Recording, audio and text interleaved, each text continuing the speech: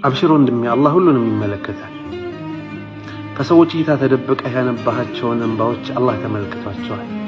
ልፋትህን፣ ጥረትህን፣ ድካምህን አላህ ሁሉንም ቆጥሮልሃል። ምናልባት ለሰዎች ደስተኛ ትመስል ይሆናል፣ ፊትህም ፈገግታ ተሞልቶ ይሆናል። ግና የልብህን ሐዘን አላህ ያውቀዋል። ወማ ተስቁጡ ሚን ወረቀቲን ኢላ ያዕለሙሃ። አላህ እኮ ከእያንዳንዱ ዛፍ ስር የሚወድቀውን ቅጠል ያውቃል። ታዲያ አንተ ውዱ ባሪያው ልብ ላይ የወደቀውን ሐዘን፣ ፍላጎት፣ ምኞት እንዴት አያውቅም ብለህ ታስባለህ? ምናልባት አላህን ብዙ ጥያቄ ጠይቀኸው፣ ብዙ ፍላጎት ኖሮ ወደሱ ዙረህ ጠይቀኸው የረሳሃቸው ጉዳዮችን አላህ አልረሳቸውም።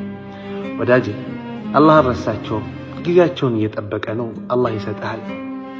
ታዲያ አላህ ካንተ የሚፈልገው ትዕግስትን፣ ሰበብ ማድረስን፣ ወደሱ መዞርን፣ ወደሱ መጠጋትን፣ በሱ ላይ መልካም ጥርጣሬ መጠርጠርና በሱ ላይ መመካትን ብቻ ነው የሚፈልገው። ሁሌም ከአላህ ጋር ሁን፣ አላህ ካንተ ጋር የሆነ ከአላህ ጋር የሆነ በዱንያ ስኬት አኺራም ላይ ጀነትን ይወፈቃል። ከአላህ ጋር ሁን፣ አላህ ካንተ ጋር የሆነ